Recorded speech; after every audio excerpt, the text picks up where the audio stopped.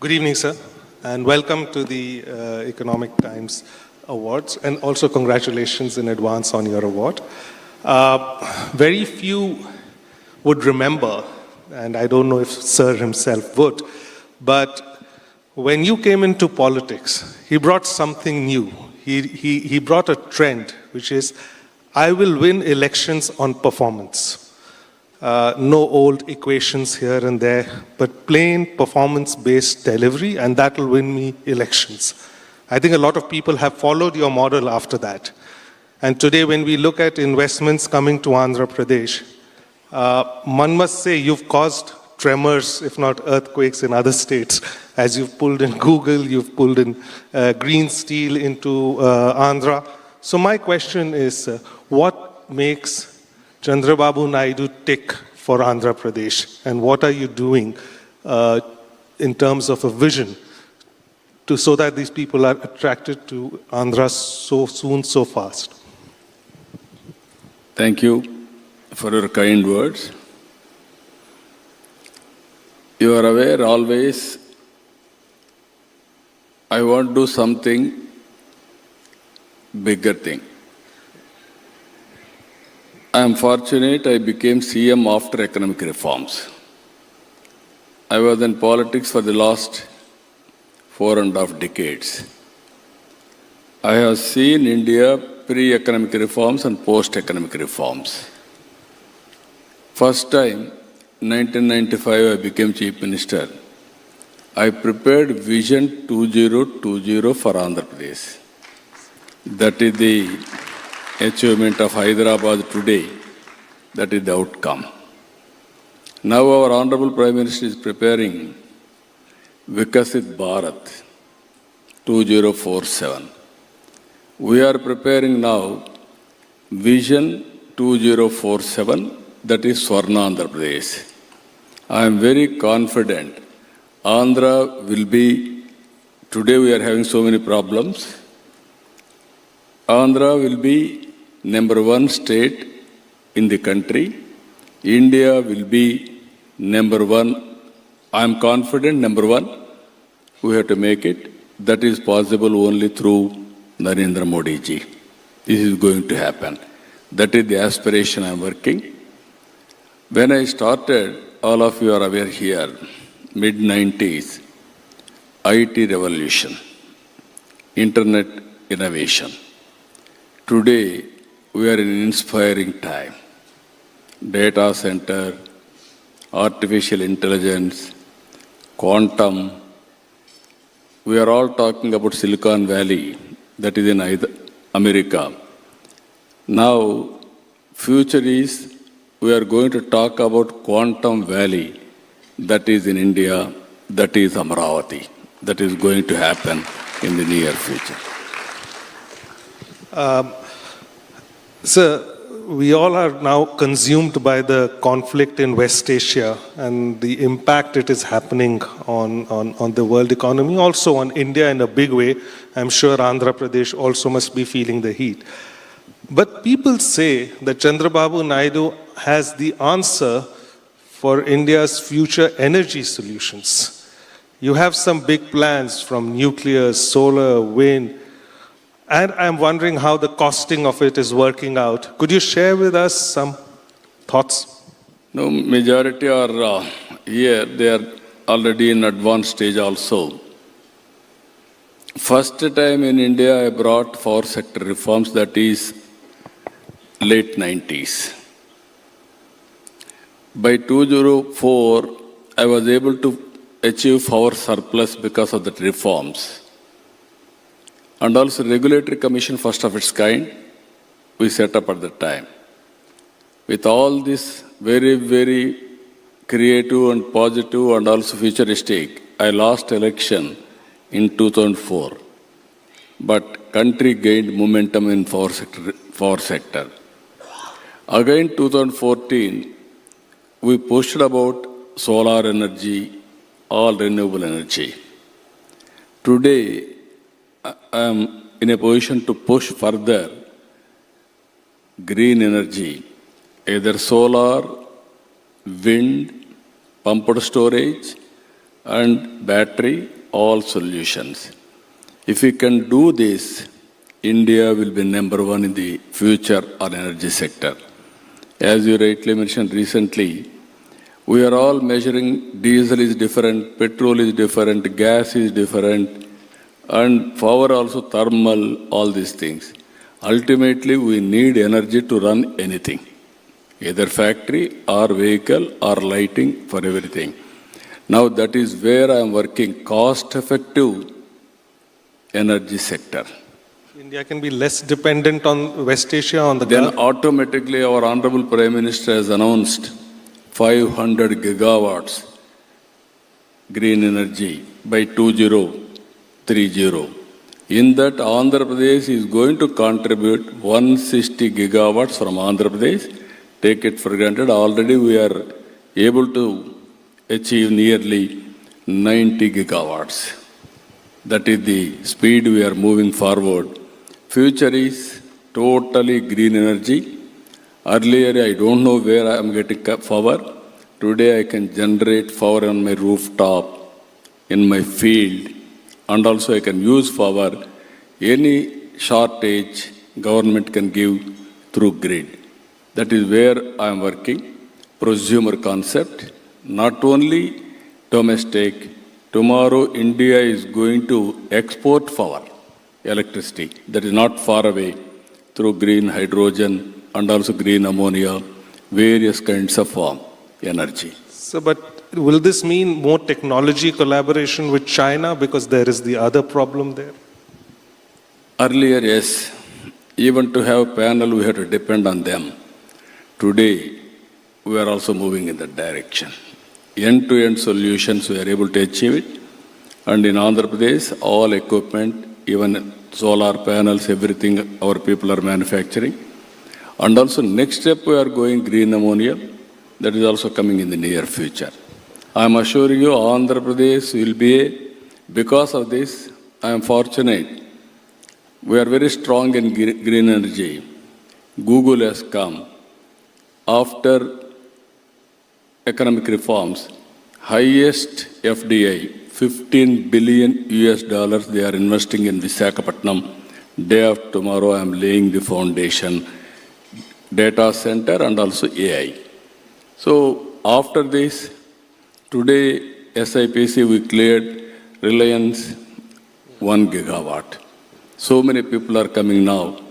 Now I am restricting up to 5 gigawatts. Otherwise, beyond that, I cannot supply power. You know, back in the days when Andhra was united, we used to travel through Hyderabad, people used to say, the Nizam built Hyderabad, the Britishers built the second city, Sikandrabad, and then Chandrababu Naidu built Cyberabad.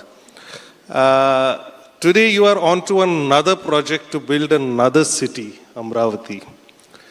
Where do you see yourself? You know, I see a lot of work coming, a lot of support also from the central government. What's the road ahead? No, I am very happy. Most of you have visited Hyderabad. We had two cities, twin cities, Hyderabad, Sikandrabad. Then I added one more city, that is Cyberabad. Today, after that, outer ring road, 165 kilometers, and best airport, and also we laid strong foundation for knowledge economy. Today I am proud to say, Hyderabad is the best livable city, and Telangana is having highest per capita income. That is how we build that city. God has given me one more opportunity to build another city, that is Amravati. You are all aware, in our mythology, God's capital is Amravati. This is people's capital, Amravati. I am assuring you, anybody wanted to live more lifespan, come and settle in Amravati. That is the future city, green and also blue and also total green energy and also net zero concept. That is how we are building. Hyderabad plus is Amravati. Center is also cooperating. We are going to build one of the best futuristic city, that is Amravati. So while you talk about the performance and the way your delivery has actually resulted in votes, but you've also lost elections in the process.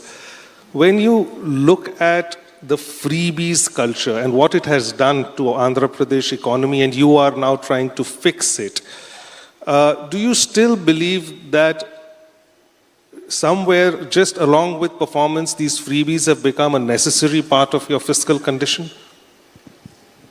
Always I am saying only one thing. One has to create wealth through reform. Then only we can give welfare. Without creating wealth, you cannot generate revenue, you cannot sustain the overall economy. This is where I am arguing. As you rightly mentioned, elections we are winning, but if you do properly, if you lose one election, again you will win subsequent election because of our credibility. Exactly, Andhra Pradesh, all of are here. Now, what type of society we wanted to see in future? Only billionaires, millionaires, or better living standards for everybody? That is where I am working now. P4, P3 is public-private partnership. I am adding one more P, public-private people's partnership. There is a CSR. We are having capacity also. Even I born in a small way. Even our Honorable Prime Minister is always saying, he born in a small way. But he has given direction for the nation. And also I can say proudly, right time, right leader, right place. That is Narendra Modi ji, best performer and also reformer for this great country. So what I am suggesting all of you, it is our responsibility to uplift society. Ultimately, we have to reduce the inequalities between haves and have-nots. Every family should have better living standards, but not only creating wealth, but at the same time, you have to bridge the gap. That is where P4, I made it MBK, Margadarshi Bangaru Kutumbam, 10-20, top 10%, bottom 20% we have to adopt, short term, medium term, long term. You have to invest some time, management techniques, everything. Ultimately, we have to build overall empowerment of that family. That is where we are working. So far, 1 lakh Margadarshis, 10 lakh Bangaru Kutumbams we adopted. This will be a game changer. It is going to help in a big way for society upliftment. So in that context, were you genuinely unhappy when the women's bill was defeated? And but at the same time, we were quite confused because you supported the bill, but many other southern states, for the fear of delimitation, population issues, did not. How did you process the thought and the vote for your party? No, this is a very important issue. Gender equity and empowering women is very, very important. What Government of India has done, right thing. Even around 2001, Vajpayee ji has brought Reorganization Act by keeping 1971 census. And also this is not the new approach. In 1996, first time Devagowda brought women reservations. At the time I was a United Front convener. Congress party didn't support. After that, BJP, Vajpayee ji, NDA government, 3 times he brought it. He was unable to push it. 2010, UPA brought reform for the women reservations. BJP supported in Rajya Sabha. Now 2023, all parties supported unanimously women reservations. Today, why they are opposing, I am unable to understand. PM has announced, Amit Shah has announced very clearly, 50% enhancement of seats for every state uniformly. Andhra Pradesh, I am having 25. 13 seats will increase. UP will have 80. 40 seats will enhance. Tamil Nadu is having 39. 20 seats will increase. What is the problem? I am unable to understand. Even South and North, uniformly same proportion, it will increase seats. Now, men also will be very happy. Number of seats are increasing. Women are getting 33%. This is only the way, best solution for the nation to get women reservations. According to me, unnecessarily they are making this issue. Anyway, all women, here you are seeing, I am very happy. Most of them are women. I am proud. In politics, less women are participating even today. So it's an opportunity lost? It cannot be. If all women will decide, then 2/3 will come automatically in parliament. Those who are supporting for women, automatically bill will be passed. I'm telling you.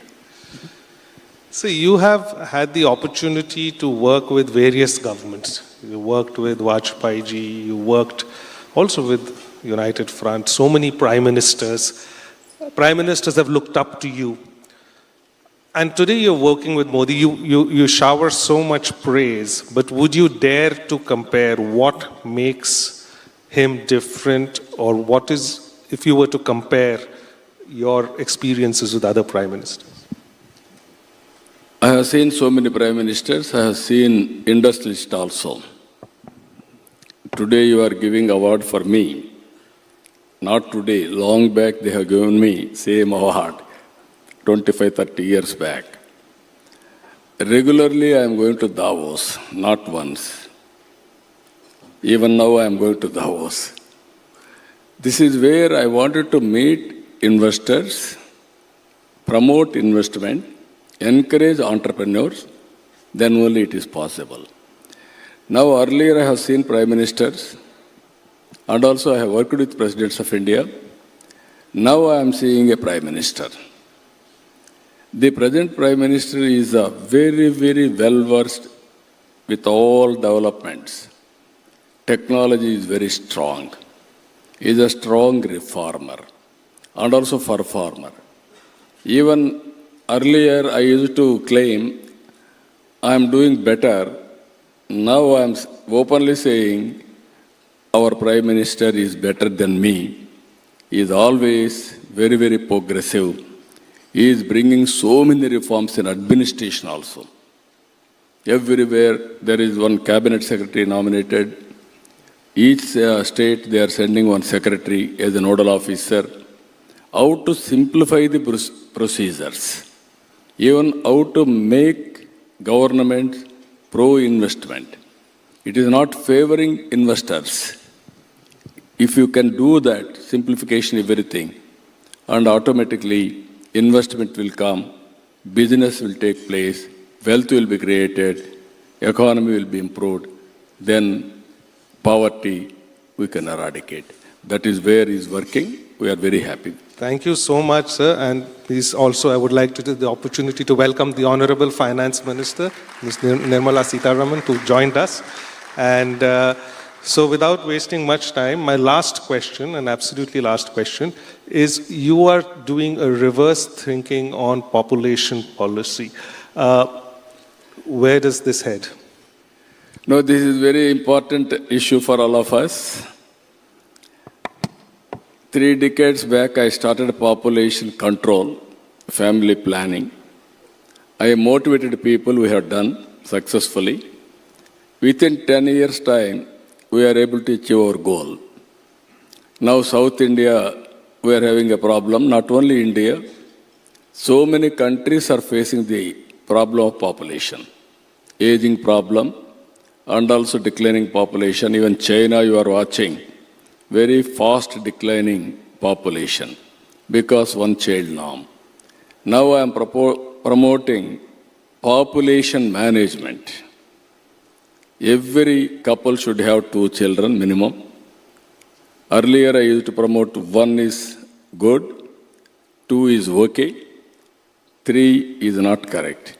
Now I am promoting 2 minimum, 3 and more, it is welcome. That is how I am promoting. There is a conflict between wealth and also population. Whenever you are getting more money, we are all become selfish. To run a industry is very easy. To create an industry is very easy, rather than to build a child and also nurture him. That is biggest problem we are facing. In my state, I am seeing 1.5 fertility rate, replacement 2.1, even India is 1.9 now. Same thing, if you continue up to 2047, India will have an advantage, that is young India. After that, same scenario we will face. Ultimately, we are going to work only for machines. Anyway, robotics, everything is coming. Work will be done. But ultimately, in future, those who are having more population, they will be more prosperous and also they will be more strong. This is where I am promoting now. Next month, I am going to start this program. How best I have to do it, I have to work it out. I am appealing total Indians. After I started, so many people are coming forward and also they are talking. But it is very difficult task. I am aware of that. But there is no other way. That is where I am promoting population management. On that note and goal, so thank you so much You have for to the promote. conversation. All of you have to promote. On that note, thank you for the wonderful conversation, and let's leave the dais for the Honorable Finance Minister.